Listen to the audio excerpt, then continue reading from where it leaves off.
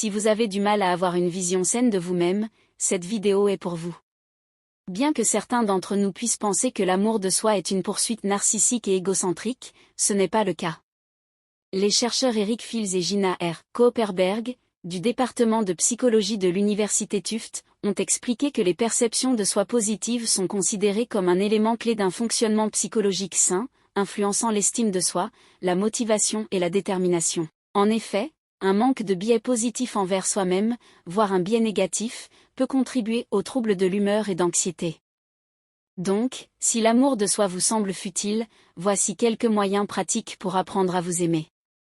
Voici quelques conseils pour vous y aider. Connaissez-vous, vous demandez-vous parfois comment certaines personnes semblent si à l'aise avec elles-mêmes et se connaissent si bien? Avez-vous du mal à répondre quand on vous demande de vous présenter? Une solution ludique existe pour ces moments-là. Prenez une feuille de papier ou votre application de notes et inscrivez votre nom en haut.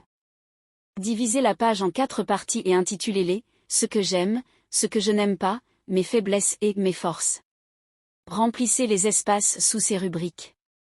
Cela vous aidera à mieux vous connaître, défauts compris, et à vous accepter et à vous embrasser tel que vous êtes.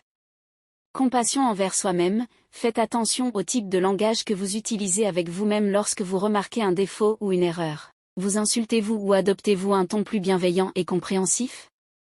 Si vous êtes très autocritique, comment cela vous fait-il vous sentir à l'intérieur? Faire attention à la façon dont vous vous parlez intérieurement est la première étape pour apprendre à cultiver l'amour de soi.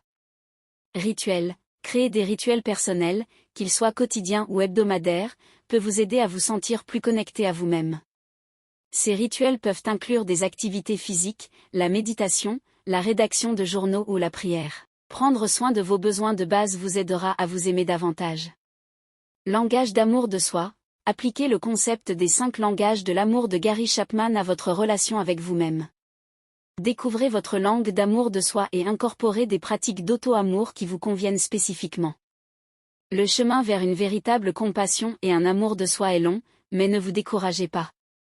Pensez à toutes les versions de vous-même que vous pourrez rencontrer et aux expériences que vous vivrez en vous dédiant à vous-même. Choisissez une ou deux de ces actions d'auto-amour sur lesquelles travailler, et vous commencerez à vous accepter et à vous aimer davantage. Merci d'avoir regardé cette vidéo, à bientôt.